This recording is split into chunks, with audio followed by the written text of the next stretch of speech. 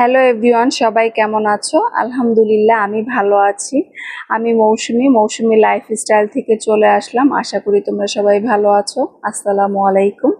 গল্প করতে করতে কথা বলতে বলতে আমি চুলায় রান্নাটা শুরু করে দিয়েছি। এটা হচ্ছে মুরগির বিরিয়ানি।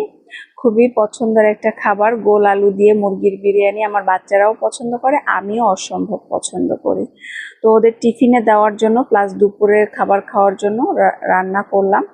আজকে ওদের হলো 2টার সময় ক্লাস ছিল, তো এই জন্য ভাবলাম যে একবারে রান্না করে নেই, বাচ্চাদের টিফিনও হয়ে যাবে প্লাস ওদের দুপুরের লাঞ্চও হয়ে যাবে। একটু কাজ ছিল ঘরে, এই জন্য আমি শর্টকাটে সেরে নিয়েছি।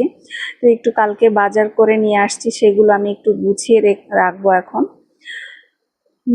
বাচ্চাদের ড্রিঙ্কস নিয়ে আসছিলাম স্বপ্ন থেকে, ওদের বিভিন্ন রকমের ড্রিঙ্কস, জুস, তো সেগুলো ফ্রিজে এখন গুছিয়ে রাখবো।